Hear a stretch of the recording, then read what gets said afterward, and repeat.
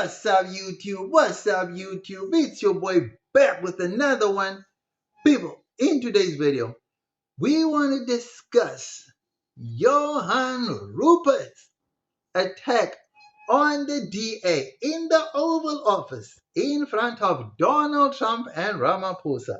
Was that warranted? Let me know what you think about this topic in the comment section below. Don't forget to like, comment, share, and subscribe to the channel. You know we family, right? Hello.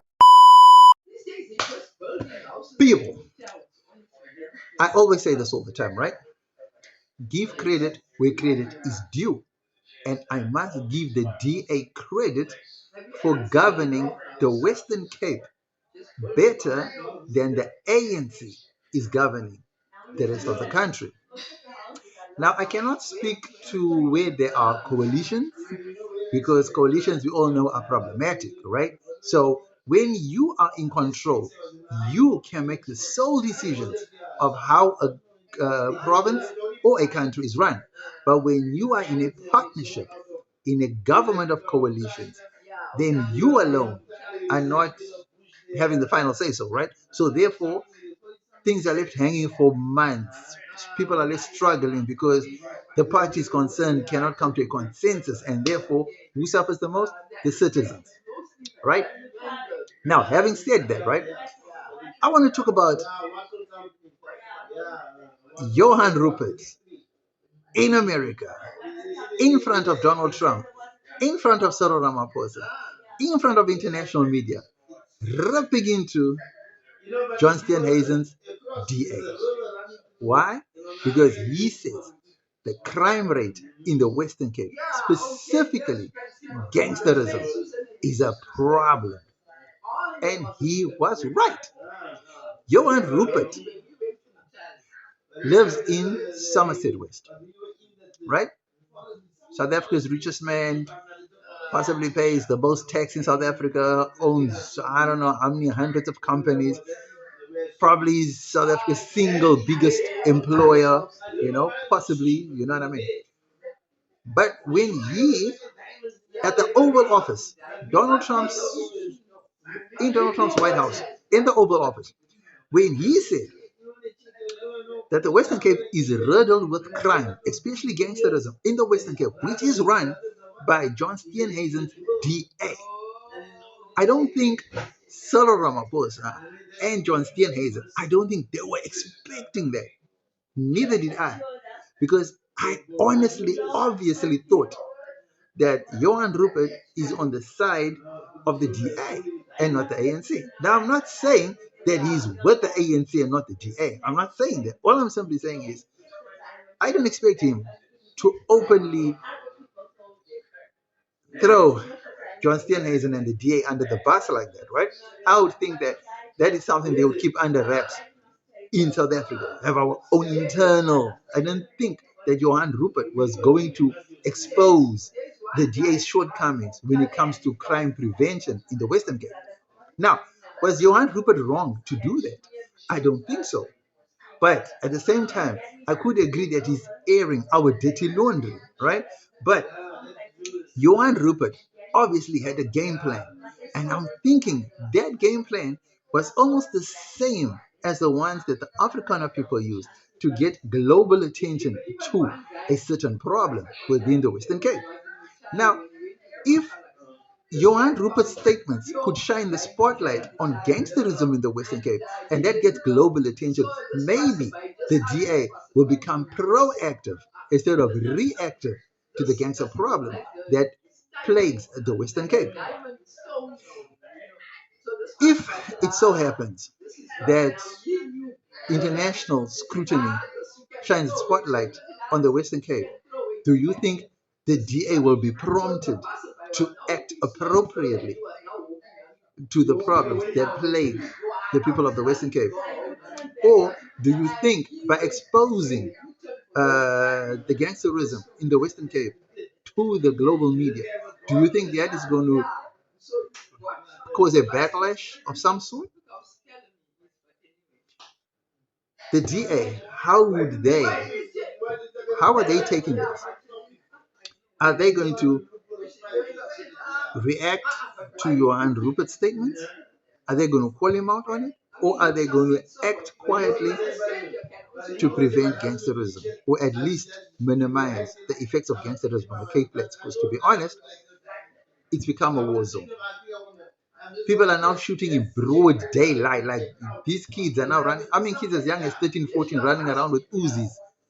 I mean, this is now getting way out of hand now. I mean, now they're just totally losing respect for the residents, because gang fights used to be traditionally in the night time, right?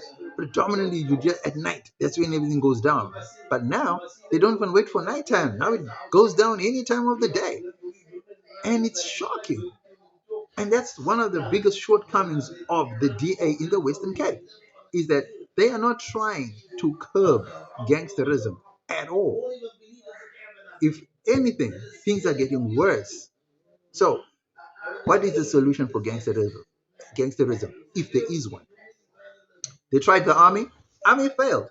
The army came in, the army did their thing, the army left again. So, is there a possible permanent solution to this? Well, the answer will always come down to resources. They do not have enough resources to prevent gangsterism from rising. The scourge of gangsterism is taking its toll on the people of the Western Cape. And to be honest, this whole thing of gangsterism has now taken a new turn that most people are not even aware of. Well, people that live in the Western Cape will obviously know about it, but the international people would never know about the gangsterism that goes on in the Western Cape. So, for example, in the old days, it was just street gang versus street gang. That's all it was. You know what I mean? Street gang versus street gang, fighting, shooting each other, and that's all it was. These gangs have now morphed into super gangs, where they're now interacting with businesses now. Now it's just not street gang versus street gang. Now the street gangs are now linking up with businesses. They now become professional. They now getting entangled with bigger players, political players, and it's become a whole story in the Western Cape. The DA, for the longest of time, has now also been accused of aiding and abetting or having ties to gangs or underworld figures. This is all alleged, by the way, right? This is all alleged, by the way. So, if the Western Cape problem isn't solved, let's just say within, I don't know, let's just say within 10 years, for example, right? If they don't come up with a permanent solution, this thing could actually turn, Western Cape could actually turn into a little Mexico. I mean, we could have a gang province, or we could have a police or a military state province, if you know what I mean. Because it really truly is getting out of hand. And like there isn't any solution on the horizon as far as we can see. And according to rumors, and according to alleged rumors, there isn't a solution in sight, simply because the governing party is also entangled with the underworld. So if that is true, then how do you solve such a problem where the officials are involved with the underworld? How do you solve that? You see. So to be honest, we cannot fault the DA when it comes to governance on everything, because if we do a litmus test, the DA is obviously by far the better governing party than the ANC, and that we have to give credit for. Like I said earlier in the thing in my video, right, at the intro, right. So we got to give them credit for good governance where they do give good governance and good services. Where they don't, where they lack, we need to call them out. And where we're calling them out is they are obviously there's obviously services that go to the townships and the low-lying areas, right? But the services are not as proficient and efficient to the levels of the affluent suburbs. And to be very honest with you, the affluent suburbs don't really need government assistance because they are already of a higher quality and they are self-sufficient. that does not mean because they're self-sufficient that they don't need government or municipal services. Yes, they also do need municipal services. But let's be honest, there are areas that desperately need more municipal assistance and services than the affluent suburbs do. But not taking away the fact that affluent suburbs have the ability to be self sufficient, where the lower lying areas do not have that capability, right? Again, we come back and say we cannot lay blame only to the governing party of the Western Cape. The people in the townships, there is money in the townships. There are rich people in the townships. There are groups, there are business forums that can be formed in the lower income areas, in the township areas. Those people too can pool their resources together and try to emulate what happens in the affluent suburbs, right? But because we have this culture of self, not community, it's like we all know who the problem is in our communities. But we are ruled by fear. We are ruled by people who threaten violence on our families.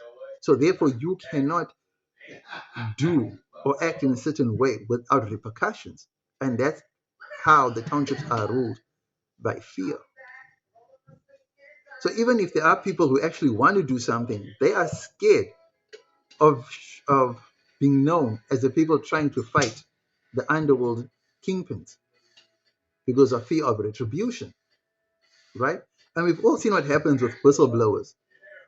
Most whistleblowers, I think, have regretted being whistleblowers because a number of them have been assassinated, a number of them have been harassed, a number of them have been, their lifestyle, their livelihoods have been taken away from them. So even if they're not threatened by violence, their livelihoods are taken from them simply for being a whistleblower. Now, what's the government's policy on whistleblowing, to be honest? If there even is a policy on whistleblowing. We saw what happened with that lady. What was the surname? What is the surname? Decorum. Not decorum. Decaran. Decaran something. Guys, how do you shoot? How do you shoot a woman? How do you shoot a woman? Just for. How? I mean, really, guys. Really. I guess South Africa has just become that state where the government, ruling parties don't care about the safety of the citizens anymore. Because obviously, the crime situation is getting way out of hand. Extortion is having a field day. You know, people are now desperate. People are now resorting to extortion. You know what I mean? It's as far as in the rural areas as well, which is shocking. I once saw a video where these guys they put up this wooden um, boom, like a gate, some sort of a wooden makeshift structure, and they're charging people 20 rand to drive and walk through it. That's how desperate people are becoming for money now. So, is there a solution? Oh, but before I close the door on the crime video, people, this is alleged stuff, right? Have you ever wondered why some murders are unresolved because they cannot catch the criminals?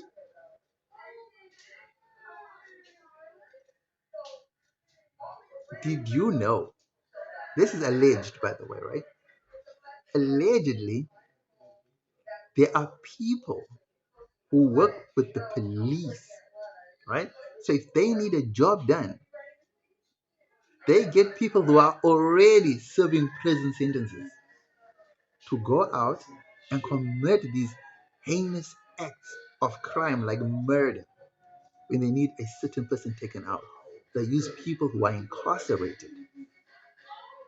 This is wild, guys. Imagine, guys, how do you catch someone who's already behind bars? Who are you looking for on the outside? Do you know what I'm saying? That's the power that these criminal bosses have. You can actually go. I mean, we've already seen with Tabo Bester. You know what I'm saying? So if we have crime that go that far deep within collusion with the police, with the prison officials, with government officials, what chances do we as citizens, as residents, have of solving the crime problems on the ground? That's my thing. Sad but true. That's our video for today on the state of crime in South Africa and in the Western Cape to be particular. Because, yeah, the gang violence is really, really, really getting out of hand, guys. And the people who are getting hurt the most, to be honest, are the residents because it's them who've got to duck, run, hide, sleep on the floors, and do all these things simply because the warring gangs have totally lost respect for their fellow neighbors, for their area, for the young kids that go to school. I mean, it's said that some kids going to school have to be escorted by gangsters just because they're coming from a certain side and their school is in a territory that belongs to an opposing gang side. I mean, what do the school kids have to do with this? I mean, sometimes we have to have a little humanity, you know, we have to think before we act. I mean, and if we want to do our crime and gang activities, you know, at least let's do it away from the kids. Let's do it away from the grandmas and the grandfathers, away from peace loving citizens. You know, let's go and fight in the bush. Let's go take, like what used to happen in the old days, we fight on the field, you know, but not just now while shooting on the streets where kids are playing. You know what I mean? It's just not right. It's not right. It's just not right. Let me know what you think about this video. Was I on the money or did I totally miss it with this one? Don't forget to like, comment, share, and subscribe to the channel. You know we family, right? Hello.